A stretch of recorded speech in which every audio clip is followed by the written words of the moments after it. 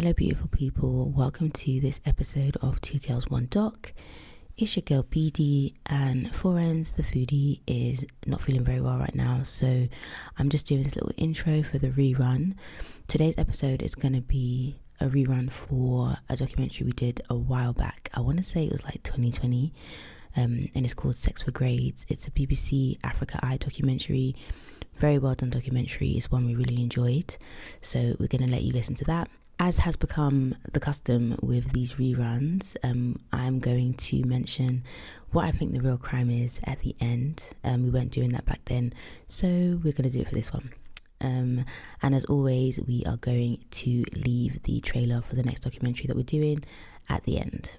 Enjoy the show, and as always, thank you so much for rocking with us. We really, really appreciate it.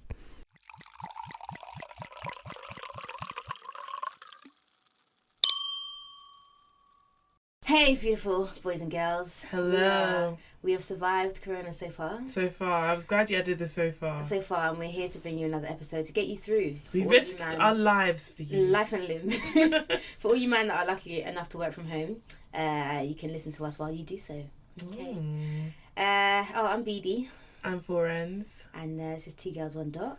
One Doc. We have an episode for you today. I don't know why I sound so smiley, because this subject matter is really serious and really frustrating. Yeah, but there was a lot of Yeah. There are funny moments. But the wider topic is very angering. Yeah.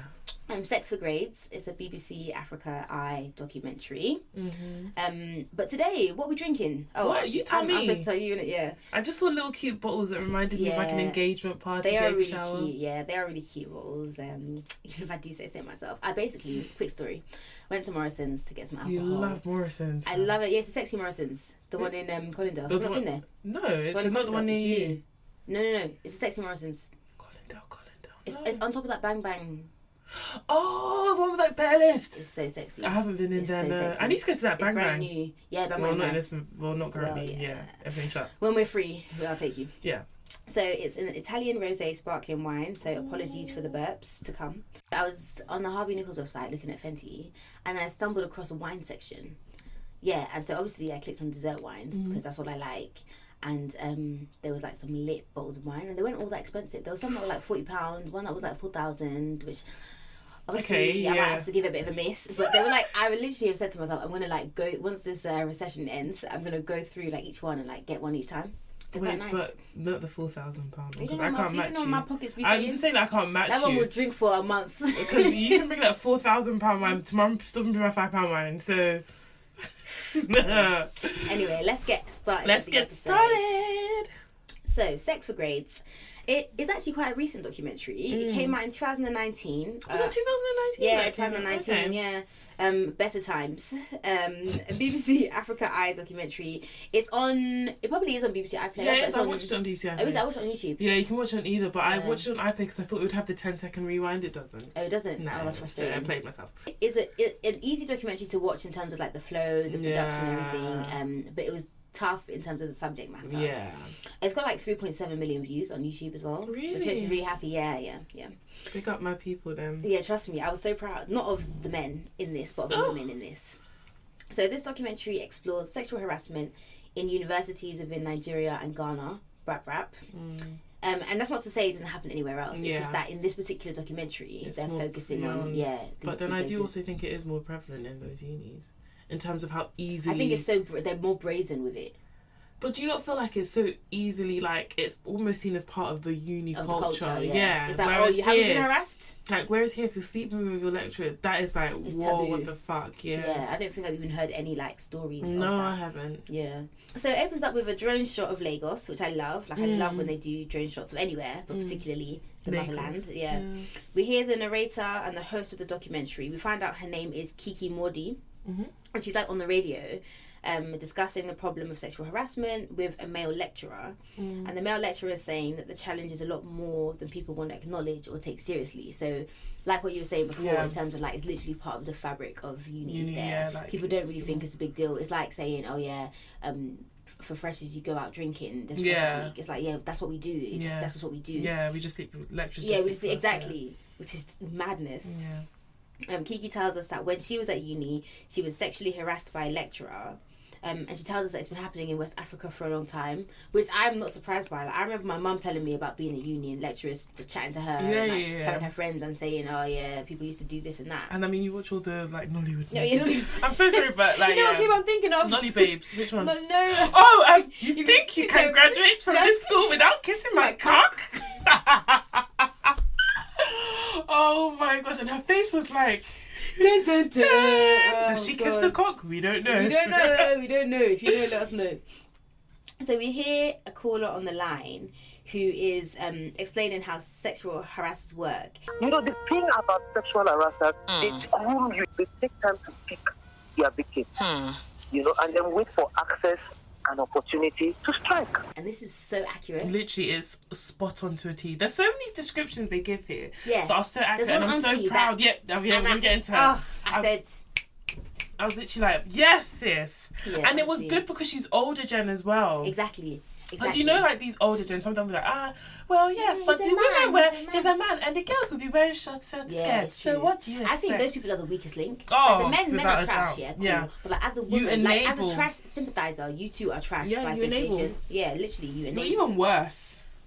So Kiki says that academic institutions are meant to educate and protect our girls, but they've become a hunting ground for sexual gratification of men entrusted to teach. Can you imagine? It's just bare words that mean everyone is trash.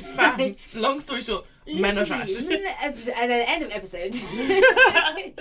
So they begin their investigation. Like, it's a proper investigation. Like, Kiki's not taking this lightly. Like, Kiki is putting in work. She's on crud. She's on crud. Everything about the way this investigation was handled was chef's kiss. Literally top notch. I couldn't have done it better. I was proud. Literally, I was like, yes, sis. Go sis, go best friend. That's my best friend, exactly. So they begin their investigation at the University of Lagos, aka Unilag. I feel like my mum went to Unilag. I don't know. I should have asked her before we did this. Yeah, a lot of people's parents went to Unilag. I think she did. Yeah. It's a prestigious uni in Nigeria, and like loads of powerful and influential people went there. It's basically like Cambridge, Oxford. Yeah, exactly. We meet Awazi, who's a radio host and former Unilag student. Surprise, surprise, she tells us she was sexually harassed by a lecturer. And the lecturer asked her out on a date when she was 16 years old. Yeah, so I feel like I need to just jump in here and just say, like, some listeners who aren't familiar with the educational system in Nigeria. As someone who was part of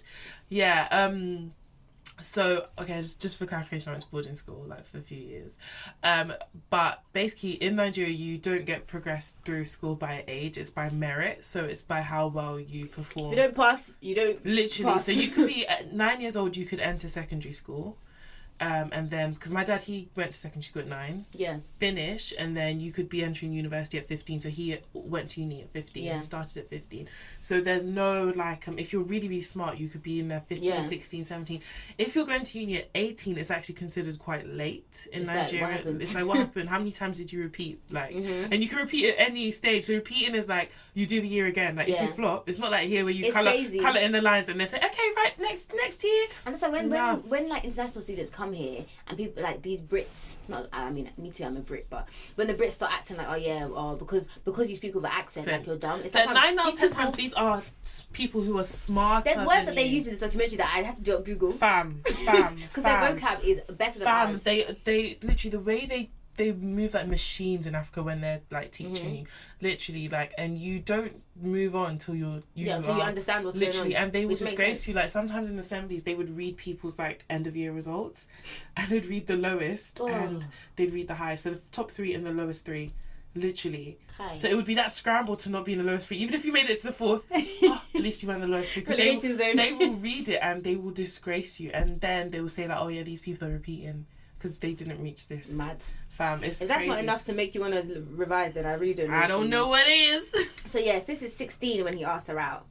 And it's actually mad because like this didn't actually surprise me, because I remember before I started going to Nigeria regularly again a few years ago, the last time I went was when I was 15, and I remember even at that time being 15 and having uncles be looking at me somehow or doing that SS or trying to grab me. And small. I look small now. Yeah. At 26. So let alone me at 15. Yeah. Looking like an 8-year-old. And that's the same. They used to move mad. Literally, that's the same with me for as long as I've known. And I don't know, that's another thing that I feel like is weirdly part of our culture as well. Yeah. The expectation that you will be moved to by men who are like quadruple your age. Exactly. Literally. Like, it's so bad now that when guys that are like my dad's age move to me now, not that I don't think it's bad, but it's not like, oh my gosh, because like, I've been experiencing guys that were older than my dad move into me, because when I was like 16, these guys were in their 50s. I've been experiencing that. Yeah, so it's like, oh, actually, you're quite young. That makes a bit more sense. Yeah, exactly, because I'm older. Yeah, exactly. It's so mad. Awazi says, just bear in mind that the age of consent in Lagos is 18. Yeah.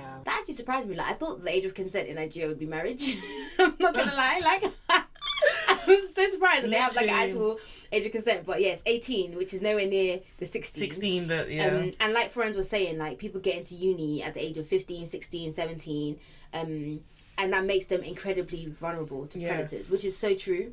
It's literally, so true. because you're leaving your home, like, and everything. Exactly. It's scary. Like the comfort. And I feel like that on that end of things, that is where the West is probably a bit better, because like being able to go to uni isn't just about like how smart you are. It's also about, you know, your emotional and mental. Well-being. So Kiki is back. She tells us how this investigation took place over a year.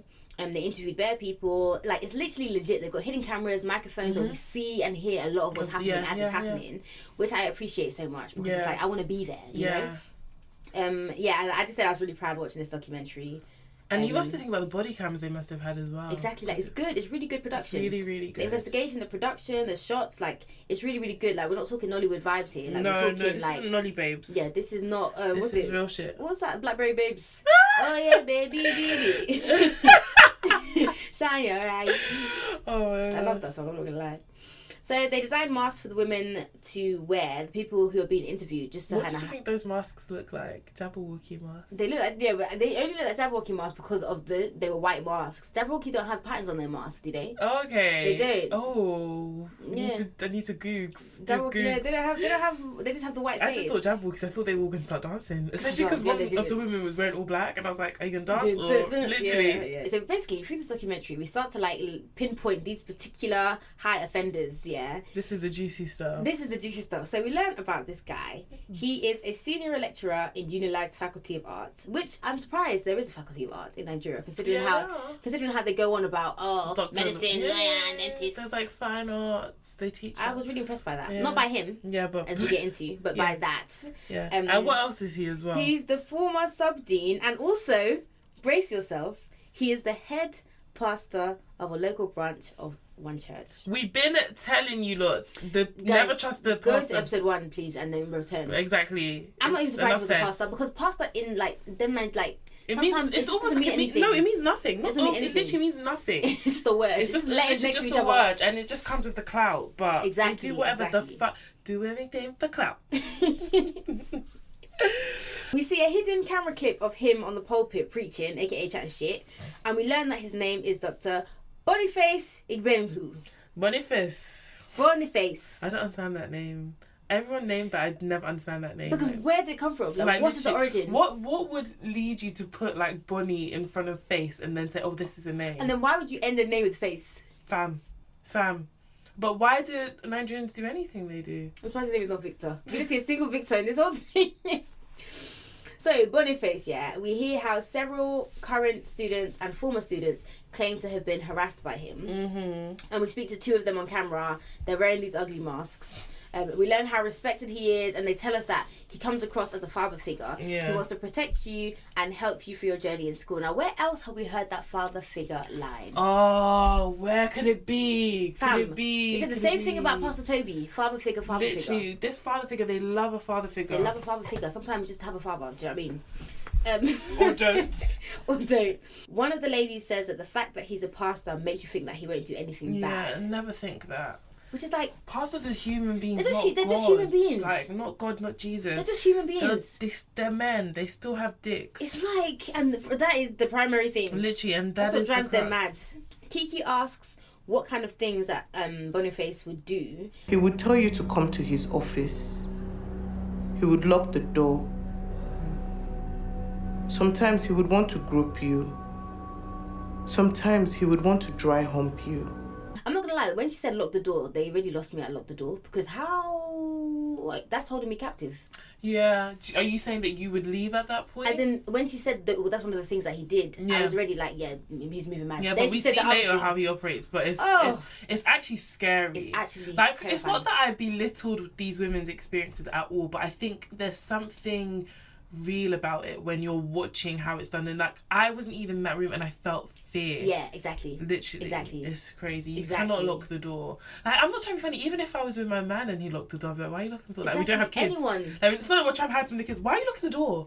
Like, bro. It's just anyone. Fam. Like, I'm sorry. You are going to jail. Honestly. Well, they're not, but... Yeah. So we hear one auntie who is like my favourite person on this Literally. thing. We only see her once, but I love her so much. We only see her once, but that's all we needed because she really left her mark. Her name is... Did you write it? I didn't write it. Oluyemisi Obilade. Yeah. Yeah, she's a professor of women's studies, which makes so much sense. I love her so much. Yeah, honestly. Do you know who she looks like? Who? She looks like that woman in Tyler Perry movies that always plays somebody's mama and is always dying of cancer and has to bring the family together before she dies. Talking about. So do you know who the woman I'm talking about is? Yeah. I'll post a picture of her and the woman. I don't remember what the woman in this documentary looks like. Yeah, but she's always dying of something. It gets to a point where you just typecasting it. So Auntie tells us that Sexual harassment is actually a naked abuse of power and betrayal of public trust. And she continues, this is the bit where I'm like, yes, sis, preach sis, go sis. It cannot be consensual because the power relation is not balanced. Somebody has all the power. The other person has little or no power. Literally, I love this bit. And it's like, if you don't understand this, then I just don't know for you. Literally, it's literally like when people say, oh, but they're two adults, but then it doesn't matter. The point of the matter is, one is a lecturer who has power over this woman's life. Mm-hmm. The other person is a student who needs this lecturer. Exactly. And like, you see how much this affects the women who choose not to. And this is the thing that I said, you can't confuse coercion for consent, because it's like me basically dangling your grade in front of you. And it's coercion, saying like, kind of like, oh, you may agree to sleep with me, but only because you're thinking, oh, I'm not going to graduate. Literally, and that's not consent. That's not me saying I choose to sleep with you out of my free will because I want to. And this is why when people get confused about like when you mask things up and like you present yourself as something you're not. Like, you're consenting to sleep with someone who they presented themselves as one way. You can't come and tell me you'll wake up in the morning and be like, oh, I'm not this. And then it's like that thread Aloni did where she was like, oh, I don't know if you saw it, but she was like, if a guy like lies to a woman about his feelings, is that like sexual assault? Yeah. It is. It is. Because I slept with you on the basis of this. This is you told what me you were this. Yeah. So you didn't allow me to make an informed decision. Yeah, literally. I just don't get what people don't get. Don't be confused.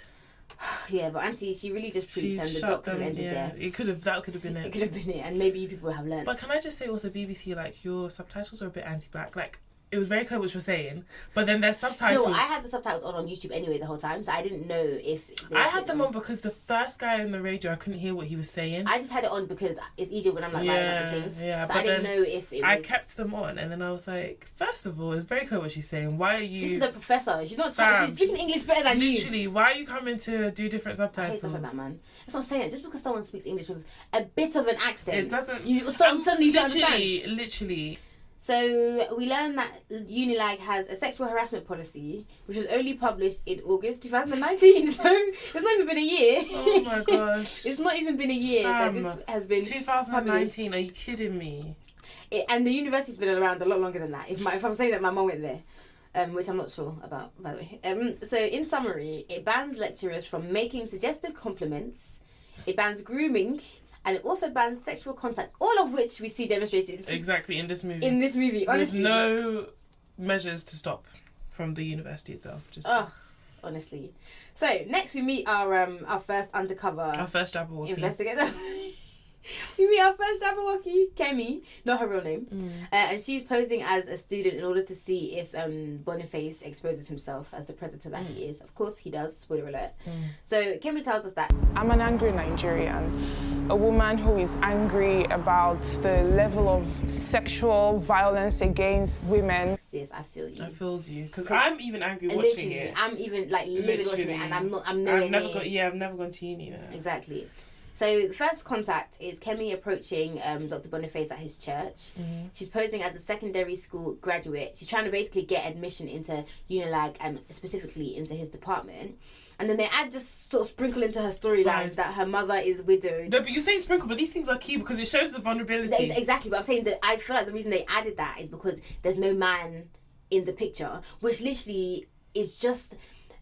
I just feel like some men, let me not generalise, but some men, they don't actually respect or like women. No. Like, they're straight, so they enjoy having sex with women, but they don't actually respect women or like women, because you hear that there's no man in the picture, and now you think, okay, cool, I can have my way. Whereas if she had presented with someone with a dad, he might have thought twice because, oh, there's another man in the picture, and I respect that man, therefore maybe I will pretend to respect you. Yeah, it's just like when people say, oh, like, she's somebody's mother, she's somebody's sister, she's somebody's wife, but she's a fucking person. She's actually a woman. Does it matter if she's somebody's this, if she has no kid, if she's orphaned, so what, does that mean it's okay for you to abuse her? Fam, this is what I mean. Just so driving. Like, literally, this documentary, I was like, I enjoyed it just because of what it achieved and stuff. Yeah. But like, it was just so jarring. And like, when you just see these views and these thoughts and these actions that are just widespread within bare countries, but especially like your own country that you're from, like, it's crazy. It makes you think that, like, obviously after I'd gone back this Christmas, which was like my first Christmas back in, like, I've never been there for Christmas anyways, but that was my first one. But obviously going as an adult, I was like, it's so much more progressive, but then watching documentaries like this, it reminds you that it's because you're talking to like-minded people. Exactly. So I'm talking to my equivalent in Nigeria. I'm talking to like people of the same like upbringing, whatever kind of thing. But if you go, the misogyny, the rape culture, it's all very it's still there. Yeah. Kemi is also 17. She's not 17, but like she presents as 17. And we don't see her face because she's masked, but from like what you can see of her body, I think she could pass for a 17-year-old. She looks quite slim. Fair. 17, if you remember, is under the legal age of consent. Which is key.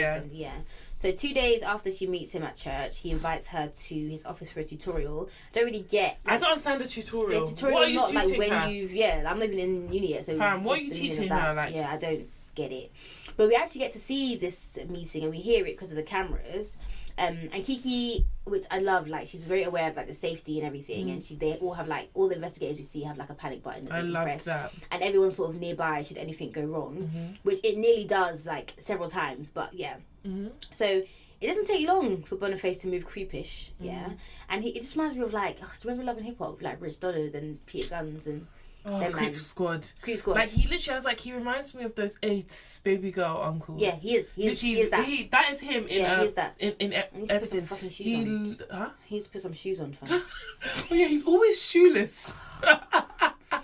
So he asks Kemi how old she is, and obviously she tells him that she's 17. And he responds, 17, and you look very big like this. Basically, what he's trying to say is not big like fat, because we've already said that she's quite slim. Like endowed. But like endowed, like so it's basically like his way of saying you've got breast, you've got bum, like you know, you have a woman's body at 17. And what is there any reason that any man should be saying that to me on like it doesn't matter, lecturer or no lecturer, like. Even on a date, it's like going on a date and a guy. Imagine being on a date and a guy's like to you. It's not even the same scenario, but I'm just trying to say that it's just such an inappropriate thing to say. It's like saying to a guy, "Oh, I'm 26. Oh, you got breasts like this." Like, I would leave the date. Like, do you know what I mean? So mad. What will your lecturer? Why should you notice that I have breasts? And then another thing I think about the whole power dynamic thing, is that like you're my lecturer, but then also like you're my uncle because of the culture in things. So whereas like here, if your lecturer trying to get shut the fuck up, like blah blah blah, you. Like even mad. Do you not remember you how they talk to him the whole time, even though he's this sleazy fucker? Yeah, sir. Yeah, you can't even move mad because there's that layer of like culture on top of it as well. You can't even. You're being disrespected and you can't move mad. But then this also just shows me how women are. I mean, obviously, I didn't need this to show, but women are so badly sexualized, because it's like I would never see a guy and the first thought would be like, oh, like you have a big cock. Yeah. Do you know what I mean? Because those muscles. Fam, do you know what I mean? But like for women, it's literally like you feel comfortable. And that's what I'm saying. That the men, they don't like, nor do they respect women. You're literally an avenue to have sex with. That's literally, all you're just a thing to them for some men, and that's. And it's mad. It's so sad and it's mad. Sad and mad. Sad and mad. Kemi also tells us that he keeps saying she's beautiful. You're a beautiful girl. Do you know that? Eh? You are not beautiful. We are very beautiful. You are a very beautiful girl. She's 17. And there's literally no need for any man, like grown man, to be commenting on the way you look at that stage. So, of course, the pastor mentions being a pastor. As if, like, me telling you I'm a pastor means you let your guard down and you think, oh, yeah, like, it's safe. Do you know what I mean? It's like literally that first statement where that woman said, like, they groom you. Like, they know what they're doing. Yeah, they know exactly the playbook. So, Boniface, completely unprovoked, out of nowhere, says... Do you know, and I'm in my 50s, okay? What will shock you is that even at my age now, if I want a girl of your age, 17-year-old, all I need is to sweet tongue her and put some money and I'll get her. Sweet tongue her and put some money in her hand and I'll get her. Sweet tongue. And he says a girl of 17 years. He says 17 years. Can someone, if anybody knows what sweet tongue is, can you please? I'm assuming he means like chat to her, but I don't know if he meant sweet talk or like if there's a special kiss that we don't know about. Fam, hasn't made his way to Europe. Can I just say I'm not interested in the sweet tonguing of any sort. Please keep that. Keep your tongue. I'll keep my tongue. Literally, let's keep it in this, especially in this corona environment. Let's keep our tongues to ourselves. He's speaking to a 17-year-old. And he's basically saying... A 17-year-old that came to you for uni advice. Bam. Like... And you're basically saying you can sweet tongue her and give her money and that's that. And get her, that's all. So not only are you disrespecting me... But you're actually just... But you're disrespecting me. So not only, but not only. Not only... And in conclusion... Conclusion. Honestly. Oh, I'm so mad. We're not even halfway, bruv. Fam, and I'm exhausted. I'm just, like, my soul hurts. I'm tired. So next we have more of the power play. He promises Kemi that if she passes her exams, he will give her admission. And so she's kind of like, oh, right, like, you can give me admission. Yeah. And then he's but like... But in reality, he fucking can't. He says, I'm an associate professor. What does that even mean? What the fuck? I didn't hear admissions in that sentence. Exactly, so you can't do shit. So they're having this conversation about the admissions, whatever. So then we hear that he invites her to his church and back to the office. There's a lot of back and forth in locations. Location. But I guess the church thing is, again, the power play of showing like he's a pastor. It's like, remember, I'm a good guy. Yeah, literally. Like, I am the good guy. See me with my congregation. Honestly. So they get to his office and he makes her pray. And this prayer... He makes her, like, repeat after him. Yeah, a prayer. And this prayer is the weirdest shit I've ever seen. It's like... You know that whole Madonna, like a prayer song? That, but like on crack, but so disgusting. Like, so he sat on a chair opposite her. His legs are like open. His legs are open in like this mating call. He keeps opening and closing his legs. Yeah, he keeps like jiggling them. Literally, and then she was like, he was jiggling his genitals. Jiggling them genitals. He was bouncing up in the chair. It's like he was excited. Literally, he had a smirk on his face. Because he closes his eyes for the prayer. And then she's like, my eyes is not closing. Literally, she's like, I am... wide open, and then literally he's jiggling his genitals, legs open, okay, and then he has this smirk on his face. Like I've never seen such a dirty smirk. Like he's closing his eyes. What are you imagining right now? Literally, because it's not prayer that you're imagining right now. Fam. And then he has this seductive, like, it's not seductive. It's like trying to be seductive. But yeah, you know that voice guys put on at night when you're trying to like do pillow talk. I don't know. Okay, it's that voice, yeah, and he's like, okay. Say with me, in Jesus' name. In Jesus' name. The Lord is my guide. The Lord is my guide. I love you, Jesus. I love you, Jesus. You are my master. You are my master. Welcome to the kingdom, my daughter. Thank you, sir. No, but you know the way he said you are my master, that bit it gave me chills, but not like full body chills, but not like I was like, what the fuck? And she was like, when he said that, she felt like she'd been initiated, and it fucking was. Because it's like, just because, and the thing is that I get it. A pastor tells you to pray, like you pray. Even like at church, yeah, when the pastor's like, I'll repeat after me, it's like, let me just hear what you're saying first, sis, because I can't just be praying anyhow. I can't just be saying anything. Fam. It's just... jiggling genitals all over the place. Jiggling genitals. Hashtag jiggling genitals. This bit annoyed me so much. He says to Kemi, a 17-year-old. And to be honest, it doesn't matter how old she is. It's none of your business. It's none of your business. It's none of your business. None of your business. He says... What is this start knowing men? What do you mean by knowing men? What is this start having sex? He's basically asking her when did she start having sex. And it's like, this... She keeps going around in circles, and then he's like, at what age did you start having sex? Yeah. And I don't know if she still pretends she doesn't know it. Then he says that you think that bit pissed you off. This pissed me off. He says to like, at what age did you have start having carnal knowledge? I hate the word carnal knowledge. Literally. I fucking hate it. Because it's like you're trying to do, like, holier than thou with the whole pastor, carnal. But then it's like, you're also trying to do up sexy times. Exactly, because he's literally, his smirk this whole time. He was still jiggling his genitals. You have to watch this documentary. You have to watch it. You have to see it. He was still jiggling his genitals. They weren't out, but he was jiggling them on the chair. Hate that. Like, I just feel like it's whether she's 17, whether she's 70, like, it's not your business. It's actually none of your business. Yeah. Like literally, even at this age, if you're dating, why would, like, it's like a guy asking, how far have you gone? How many guys have you slept with? What age did you lose your virginity? Like, are we fucking 5? Yeah, like, it's what actually the fuck? sir, mind your business. None of which is your business. Focus on your genitals. And then he says stuff like, don't worry, like, no one will know, I won't tell your mum. It's like, fam, stop trying to create some trust here. Literally. Like, it's just frustrating. Kemi actually asks him why he wants to know. Rightfully so. And he says, I want to know, you're my baby now, you're my daughter. I'm sorry, my dad has never asked me when I started having carnal knowledge. When and also, a man that isn't my father cannot come and be saying to me, like, you're my baby in that context. You're my daughter. I'm not your daughter. It was so weird because the 2 in 1 sentence didn't make sense. Because you know, like, guys like say, "Oh, baby," like it's an oxymoron. Literally, like it's an oxymoron because like it's weird because you're basically trying to do up. Oh, I'm trying to be your father, your boo, but I'm also trying to be your dad, which is not okay. This is not. You didn't even give it a sentence for us to like get confused with what you're saying. Like literally the same breath. Okay, so one thing, and I think we Loki touched on it, is like the tone with which Kemi responds to Boniface. Yeah. Because you can tell that obviously she's not 17. She's grown and she's also experienced this before. Yeah. Which could be very like triggering. Yeah.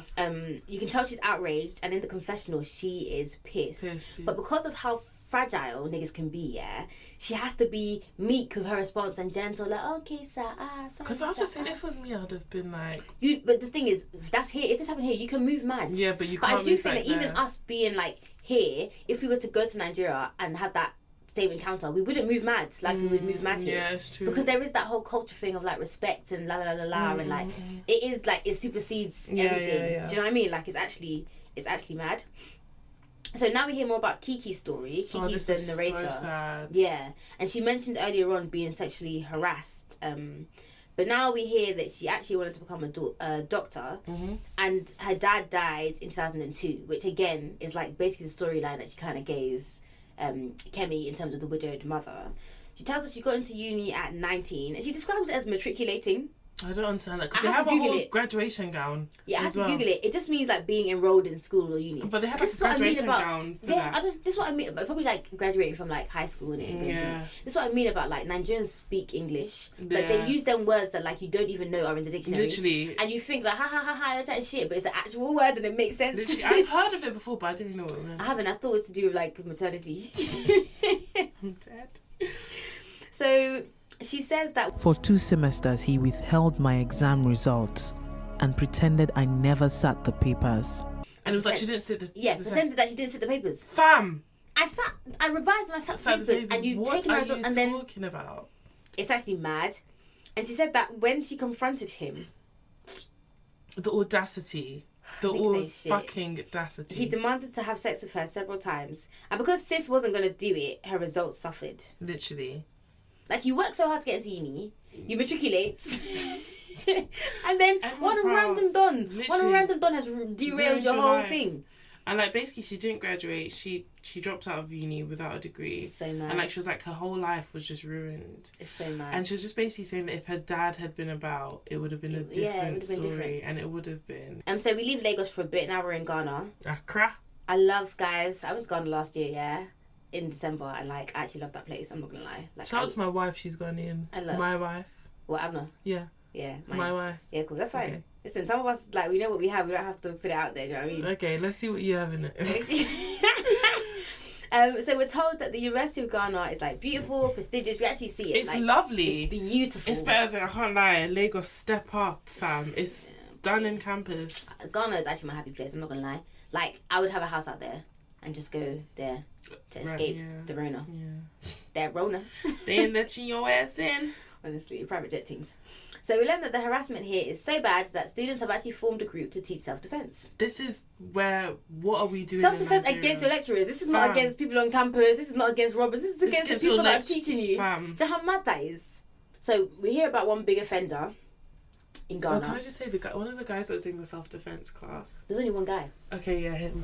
He was buff. Did you not think? And he looked kind of tall.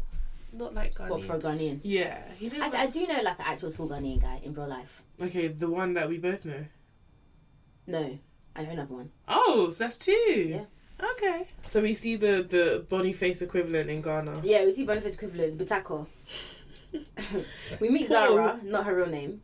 And Zara is basically the Kemi of Ghana. So she's posing as a final year student who's interested in doing her masters. You know that Africans love a masters. Yeah. So we see the second meeting that she has with Butako, and the first thing we see is him saying, you look mwah. Mwah. Chef's kiss. Literally, mwah, mwah, mwah. Zara says that, like, this guy's a bit different because on the phone, he was really blunt and professional. Yeah. I do think the Ghanaians are better at their conduct than Nigerians. Not to say what both sides aren't doing is wrong, but I think there's a bit more shame in Ghana. I think the Ghanaians is a bit more laid back about their fuckery. Zara was basically saying to the guy that, like, men are a distraction, so she's not really trying to be with anyone. And Butako says, let me be your side guy. Let me be your side guy. Okay, this reminded me of Michael from Love Island, where he was like, oh, I'll be the side dish. He said that to, what's her face? Priscilla. No, Leanne. You see how many, there's so many we can't remember. The white one. Jess. When Jess was choosing between him and Luke. I stopped watching it, I'm not gonna lie. Oh, really? Yeah, so I never finished that season. Okay, he said that to her. He was like, let me be your side man. I don't know, I've never seen someone want to be a side man so bad. Fam. Sister's already been like, no. So I already said no. Like, and the thing is, like, I don't even need... She's already done, I don't want a distraction. She should just be able to say no. No, literally. She doesn't have to make an excuse. I don't have to explain it to you. You asked me a question, I gave you an answer. Okay, exactly. Now keep it pushing. But yeah, he wants to be the side guy. Cool. Waste man. So we hear that... he's married. This is not... Is he? Yes, he said that he's married. Oh, yeah. I think I'll get into that okay, sorry. later. So we hear that the university lecturers are forbidden from having sexual relationships with students when they are in a position to influence their education career. This is literally the same thing. The same thing. Literally. Power, influence, consent cannot take place. Literally. So even the flirting that he's doing now is misconduct. Wrong. Yeah, so you haven't even taken it to a physical stage, but it's already wrong. It's already wrong. You're just compounding the wrong. Literally, you wrong. So Butako keeps saying this phrase to Zara, contribute to your career, right? Yeah. So he doesn't explicitly say like, give me that poontang for grades. Yeah, exactly. However, but he says you should align yourself with people who can contribute to your career. What do you mean, fam? Basically implying that like you being with him in his good graces will benefit her career. Literally. But like you said, he never really says it. Yeah. So Zara says like he's made it seem like you have a choice. But this is what I mean about you really don't. Yeah, this is what I mean about the difference though, because in the Nigeria one they do just explicitly say. That's Nigerians, though, isn't it? Yeah, that's how he is. Mad manipulation, bro. So he says, Butako also says he's a married man, but his wife is out of the country. Yeah. Fam, like, okay, so your wife's out of the country. What does that mean? Are you not married anymore then? Fam, like, I don't understand that excuse. So your wife's out of the country, does that make the marriage null and void? Like, you're still a married man. And his wife isn't out of any fucking country, mate. She's there. Let's keep it real. She's there, man. He denies his behaviour. But, like, we have you on camera, so what is going on? I don't understand any of the men that denied their behaviour. Like, we can fucking see. And the thing is that, like, there's one thing to, like, lie and be like, oh, no, I didn't do it, knowing that you did it. But part of me thinks that, like, they actually don't believe that anything they've done is wrong. Yeah. Which is even a madder thing to it's think. A scarier thought. Yeah, it's crazy. We meet another uni of Ghana lecturer. This is the second one. Professor Ransford Jampu. That is Ransford. It's such a Ghanaian kind of name. Really? Like, of the Ghanaian names, the Ghanaian British names, like, I'm not surprised. Like, if someone said, is this Ghanaian or Nigerian? I said it's a Ghanaian. Ghanaian, oh yeah. Ransford, yeah. Ransford. Okay. Jampo. So this time we meet Abigail, not her real name. She poses as a student at the uni from a poor background. Another Nollywood story. She goes to one of his classes and he agrees to become her mentor. And so he would review her essays, give her feedback, which is like calm, cool. Which is what a mentor would give do. Her good feedback as well, yeah. We see one meeting with him, and all of a sudden, Jumper wants her to wear high heels to the office. Fam, is this 50 Shades of Grey? I'm sorry, Fam. Like, it gets even weirder. Yeah. Because one Sunday afternoon, the Lord's Day, you're minding your business, no uni, no nothing. Abigail gets a phone call. He accuses her of being formal around work and then only wanting to talk about uni work. Formal. you want to talk about work, nothing else. Which is like what the you're fuck? my mentor for uni. What else am I meant to talk about? Like, we're not mates. Bam. We're actually not mates. Like, you know when people say, "Oh yeah, they've crossed the line." Like, there is no line. Like, Literally. the line is so far behind us, we cannot see it anymore. You can't see it. Literally, it's a dot in the background. Dots. Honestly. So he then tries to invite himself to her house. And it's like the entitlement really pisses me off. Like, why am I scrambling to try and figure out an excuse for you to not come to my house? It's my house and I don't want you there. Yeah, I can say no. And also, well, how do you know where you live? But cool.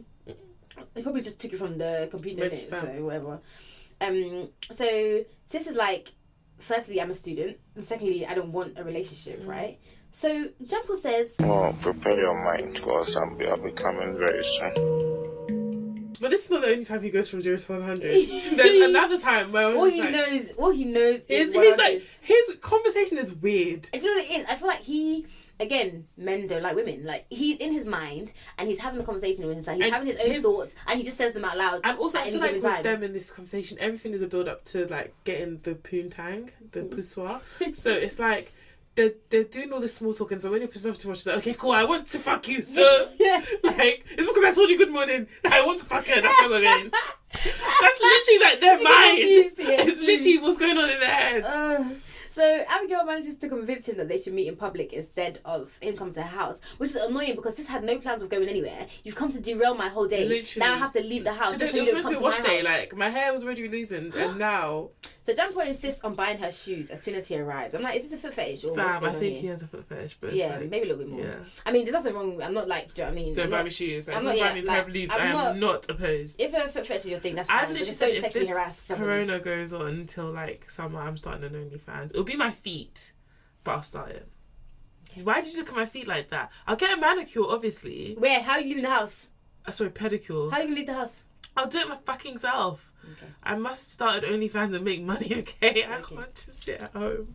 So Sis is saying that he doesn't need to buy her shoes because he really doesn't, and she's fine. Do you know what I mean? She's she like, doesn't even want to wear the heels. No thanks. Literally, she's like tired of wearing the heels. Do you remember the name? She's like, she didn't come to his office with heels, and he was like, "Where are your heels?" Exactly. Like, fam, Sis's feet are tired. And you're looking at my shoes. Fam. You're right. So again, this is going from 0 to 100. Yeah. She basically says he doesn't need to buy her shoes, like, and then like out of the blue, literally nowhere, unprovoked, like no context. What conversation was he having in his own head that he didn't tell anyone? He said, "Have you ever been kissed violently before? Have you ever been kissed violently before?" Guys, can anyone just let us know what a violent kiss is? The thing is, this is so funny, this scene, because like obviously they're in the mall, so there's a bare background noise, so she doesn't really hear him. All she does is she doesn't really believe what she's hearing. Because so who would? Bare time she asks me, she's like, huh? And he's like, have you ever been kissed? Like, he repeats it. He doesn't flinch. Like, he's unawake. Like, it's like him being like, oh, what shoe size are you? What shoe size are you? Literally, what shoe size are you? He's like, have you kissed violent? Have you kissed violent? Like, how do you string this sentence? How did we get here? Bam! Oh, it's actually mad. Like, you know when like you're moving mad, yeah, and the person doesn't hear you, it gives you time for you to be evaluated. No.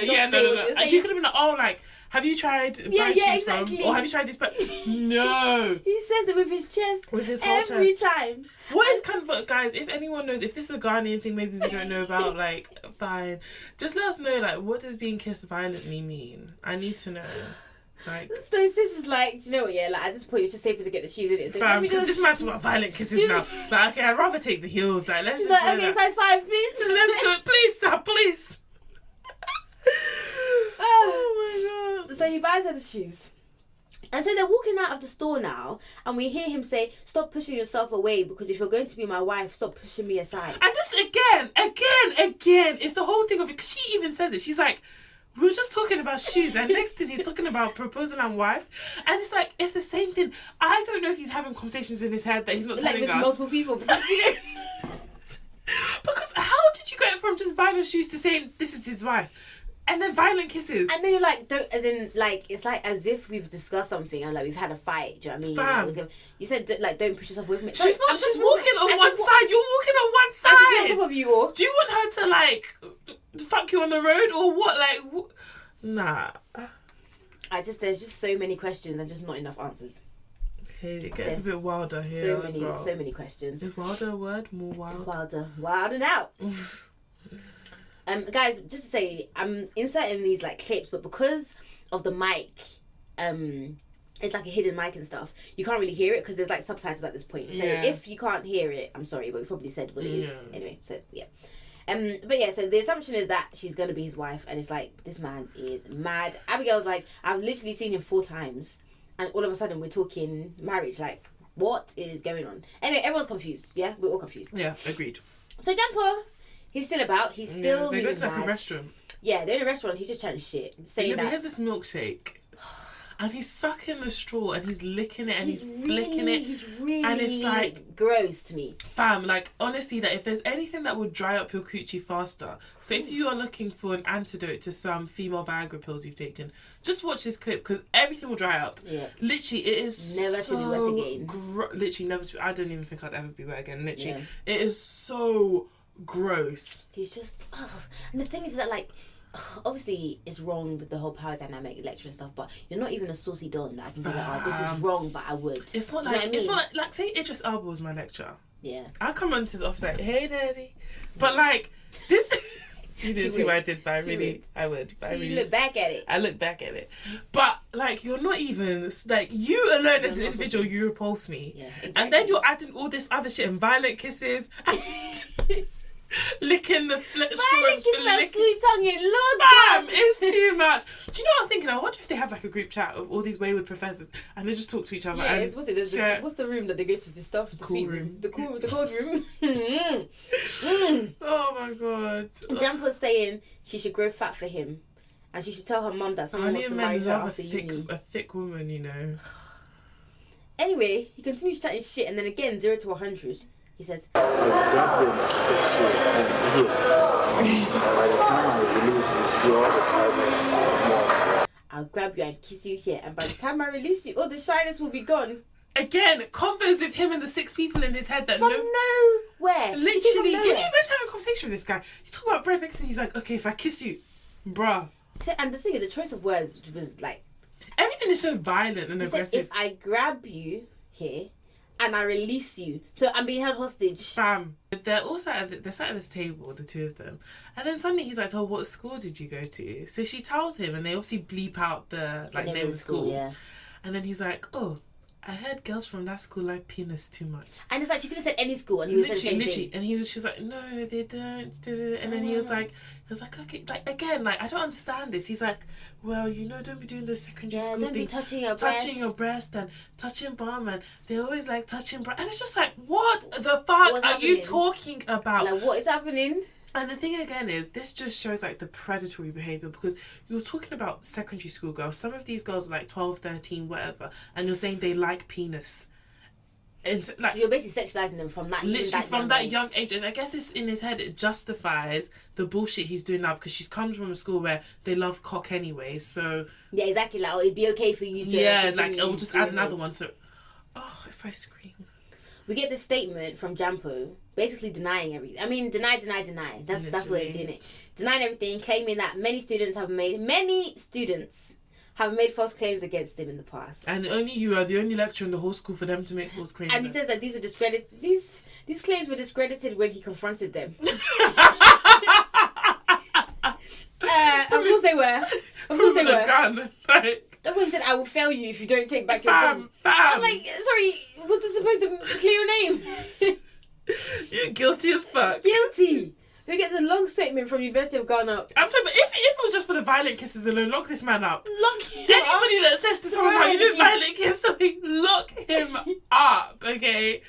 Fuck me. Ghana basically says, the uni basically says, like, they're taking allegations seriously and that Butako and Jampo will be investigated. Do we hear anything else? We do not. No. We're back in Lagos. No, but they do say that, like, there's been a... investigation. No, a committee set up. A committee set up is just so that it looks like something is being done. Yeah, but like, whenever the committee says to them that they need to name and shame these professors, they don't. Exactly. So again, it's to make it look as if something is being done. It's all literally just a shit circle and a layered cake of people covering up these men's. Yeah, men's is. So we hear about the staff club. Oh, come through staff club. It's apparently a place where lecturers take the students they're interested in. No, right? it's not all of it. So it's just the top level. Yeah, but they call it the staff club, innit? Oh yeah, the staff club is the staff club, but then the top suite. The cold room. What's it called? What's the top suite called? No, like what do you call it in like hotels, like the. I don't know.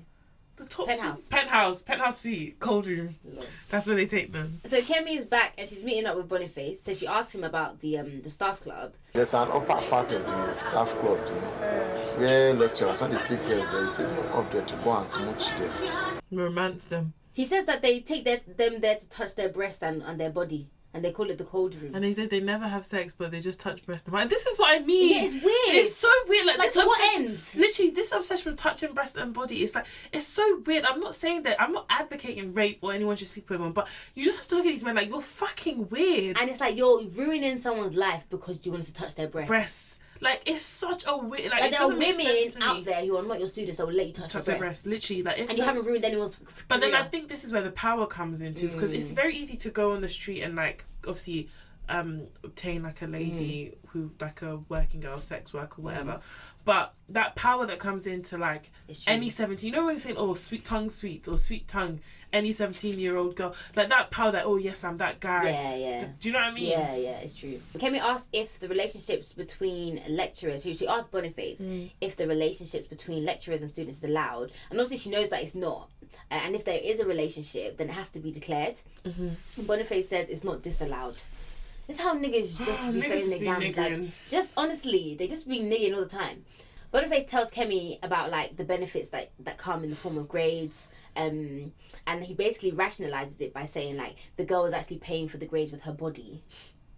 And like, the way he's saying it, like he's not even looking at her, like, he's like scrolling through his phone, like it's very casual. Yeah, very casual, as if it's nothing. And basically, he's trying to say it's good, and she was like, she does not understand how a man of God is coming and trying to say that sex for grades is a positive, like it's a good thing. Like she doesn't understand. It's a different thing. If you're saying it's bad, like but it's happening, cool. But he's actually trying to justify it, which is mad. Like fuck me. Okay, so plot twist, right? Plot twist. Remember how we told you that like Kiki, like they have the panic button and she's sort of like nearby, always trying to like make sure everything's okay. So she happens to be keeping watch outside of Boniface's office to make sure that Kemi's calm.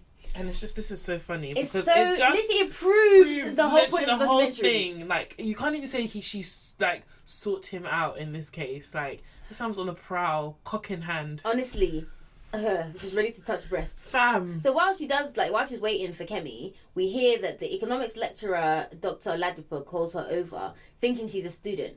He pulls her to his office by her hand and pressured her to give him her number. For what? And so Kiki, being our woman of the century, literally uses this as an opportunity to expose another predator. She tells him she wants to switch to his course, which is actually normal. Like a student might come to a lecturer and say, "Oh hi, like I want to do your course." And so we see the secret filming of her in his office, and he's like, "Oh, and me, I want to love you." All right, PYT.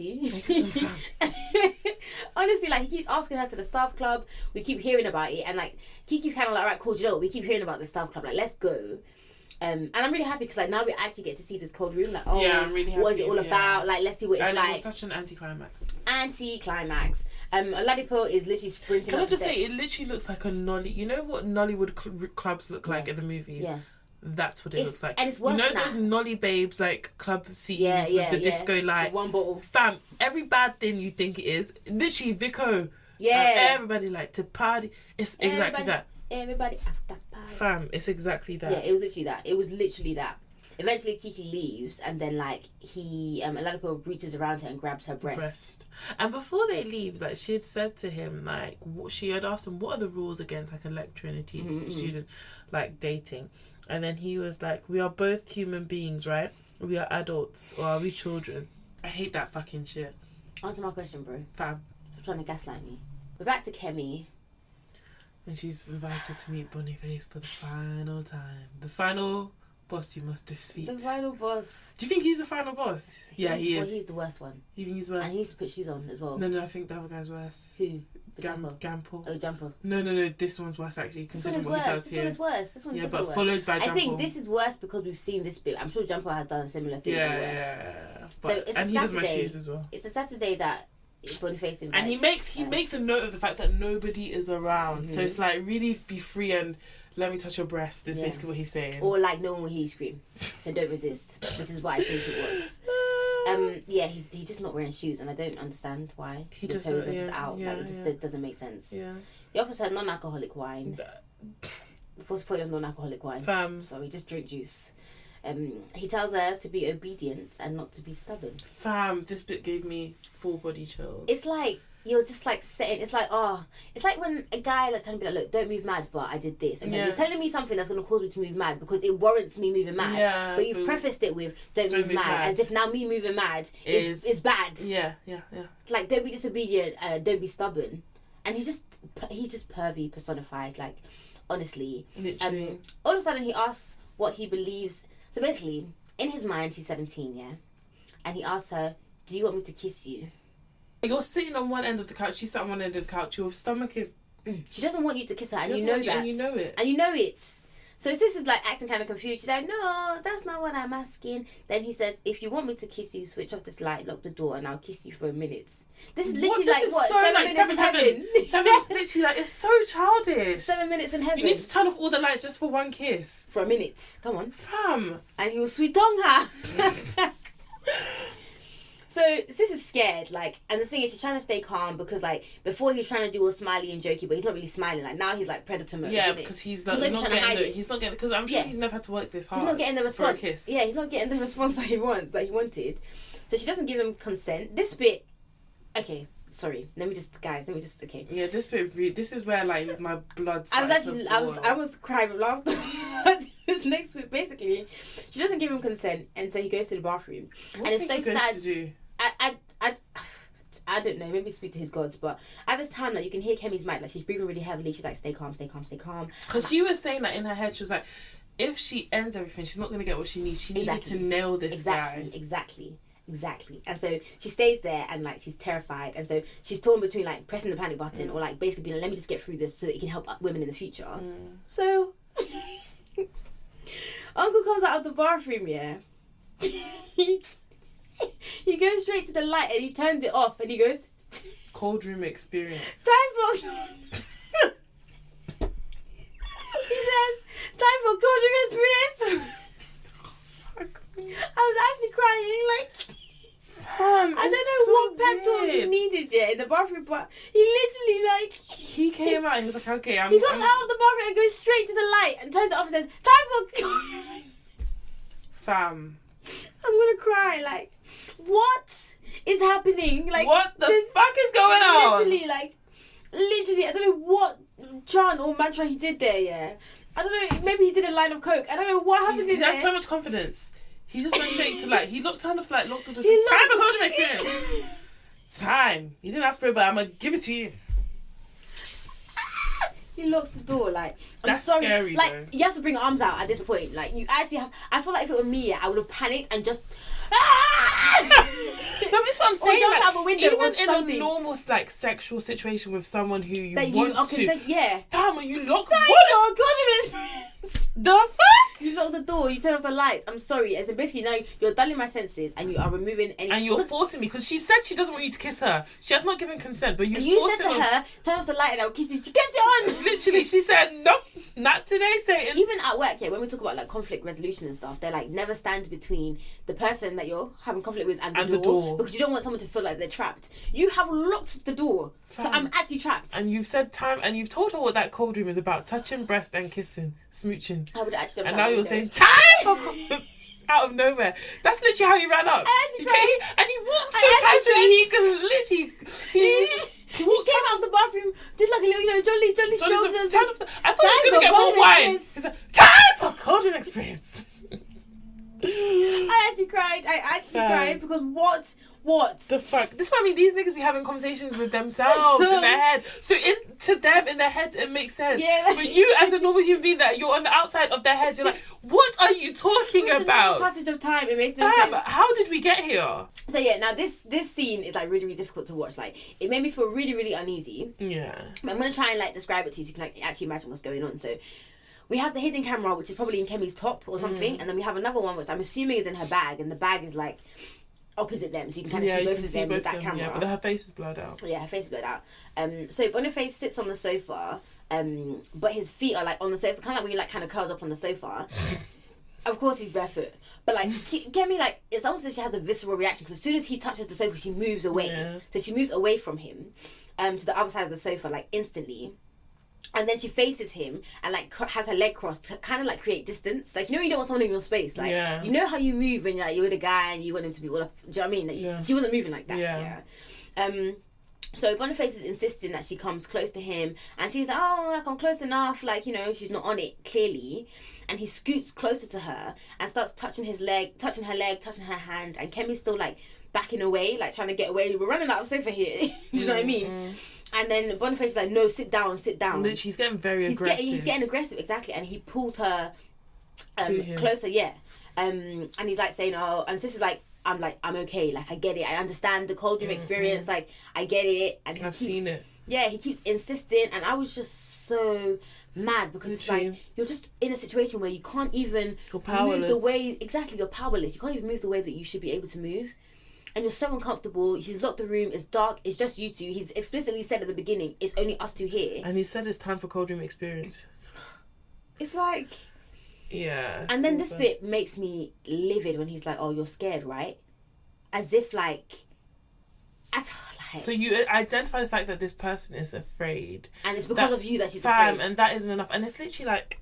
Even once again, in a normal sexual experience, if your partner's demonstrating like fear or is uneasy, you reassure them and you stop of thing. You don't fucking like get all leer in their face. Oh, you're scared of it. So you know what you're doing is wrong. I'm so mad. And like he hugs her against her will and starts singing, "Oh my baby, my baby," and I was like, "What is this?" It's like you're scared, you're confused, you're like literally like. So Kemi said she needs a toilet. And she locked herself in. I think personally that he kissed her, but they just didn't want to show that. Really? Why? Because we'll talk about it after. Okay. Yeah.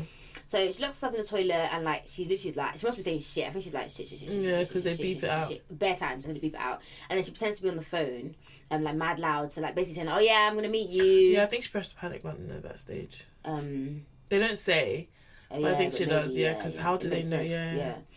No, but she could just be pretending to know. It's like me being in a film. How did they know outside to wait for her? Okay, I don't know. No, but it doesn't matter. It's not about someone waiting for her. It's about him thinking someone's waiting for her. So then, this is like gaslighting 101. Because Kemi comes out of the bathroom and this harasser, this fucking abuser, is laughing at her and taunting her that, oh, you're shaking, you're so stiff, see you're a baby. Like, how very dare you sexually harass someone, make them feel so uncomfortable, and then you're gaslighting them, you're mocking them, you're taunting them about being afraid when that's exactly what you wanted to do. Trying to be like, oh, you're frigid. When it's like, no, I just don't want to be with you, like, you're sexually harassing me. So literally, basically, doesn't he like turn on the light and say like, so that was what the cold room was all about? Yeah. Which is why I think he kissed her, but they just didn't want to say it. Because if not, all he did was... I think they would have said it though. Really? They're really open in this documentary, like... Because what was the cold room experience? You rubbing up on her saying baby? Yeah, but that's what they said even in the cold room experience. It was always just about touching breast and trying. Yeah. But yeah, like this is literally like... And then, like, he also says to her, like, he warned her, basically, at the end that she has to keep coming to see him. And that's why I think it's like a cycle of grooming. Yeah. Because, like, now you're the victim and you're afraid, but then now you're also afraid that your grades will suffer. So it's not just, oh, yeah, one time. It's like what you were saying before. Like, even if you do, quote-unquote, consent to it, it doesn't just mean that that's it one time. Literally, it's over and over because it's Pandora's box. Yeah. It's crazy. So there's a statement from Unilag. From Boniface, right? Yeah. Oh yeah. He doesn't really... Oh no, we don't get a statement from Boniface. No, it's Unilag that says... They dissociate themselves... Basically, I'll say how I worded it because it was long as hell. Unilag dissociates itself from the trash that it hired and says they're highly embarrassed by the allegations. Yeah, they have a zero tolerance policy, but blah, blah, blah, blah, blah, blah, blah, blah, blah, blah. They're embarrassed by the behaviours they have allowed perpetrate. Exactly. In their institution. Yep. For years on end. I mean, they should be more than embarrassed because... It's not just about reputation. It's actually about lives that are changed. Literally. But cool. And so, like, now we're getting to the end. We're kind of at the end. We see Kiki telling us how she chooses not to be a victim and she'll continue to stand up for women and expose those that abuse them. And they are always watching. They are always watching. This documentary, like I said at the beginning, like, it was really well done, really well made. Yeah. It was an easy watch, but it was difficult to watch because of the subject matter. And it's just like, it was so simple to put safeguards in place, but they just don't do it. And I think it's so deep rooted that it's gonna take generations to undo. But we're getting there. We now have a generation where they're not standing for this, and women are speaking out. Exactly, and we're getting great content like this. So now it's time for... The real crime, I think, was the beard. Our segment where we focus on something during the documentary that may not be criminal, but we definitely consider to be a crime. And one thing before I get into what I think the real crime is I don't know if you lot remember, fairly recently, there was this tweet by this guy, and he was like, he was looking through someone's application and he saw the word delve, and he was like, yeah, this is AI, I'm not going to take this candidate seriously. And all the Nigerians all over Twitter were like, what's this guy talking about? Delve, small world like delve. Bro, this documentary, you can just see the vast vocabulary that Nigerians have, that many non-Western people have. Like, the word delve is not a big word. So the fact that you're trying to, discriminate on someone because they use the word delve, and in your mind it can only be AI, is wild. It just reminded me of that. But the real crime, okay, so I have a few. The first one, and I know that Forenz would have said this one, is the Jabberwocky masks. I think they're very necessary because they conceal the identities of these brave women, but it's given Jabberwocky. The second crime, I think, is the fact that quite a few of these crimes center Boniface, as I'm sure you can imagine.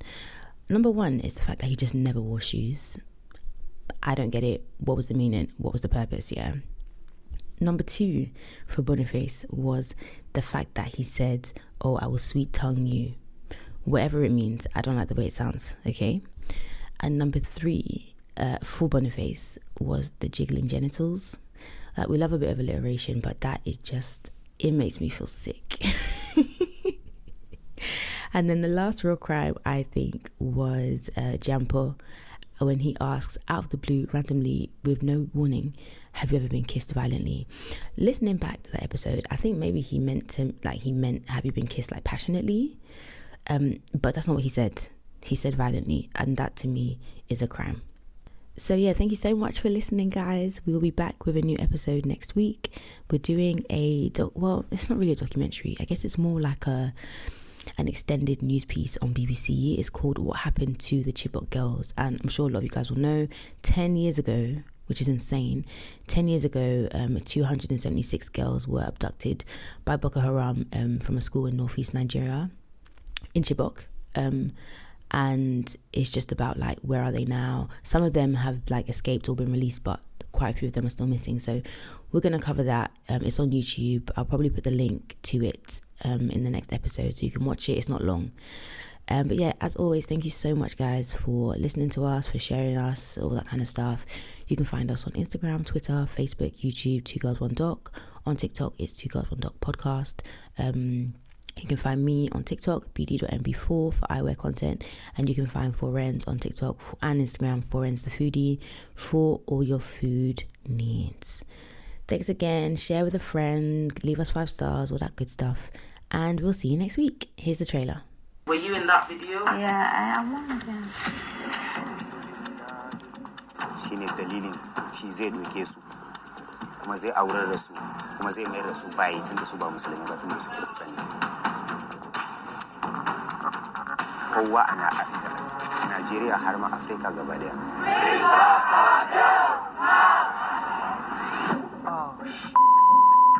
Okay, the security is out. Be careful.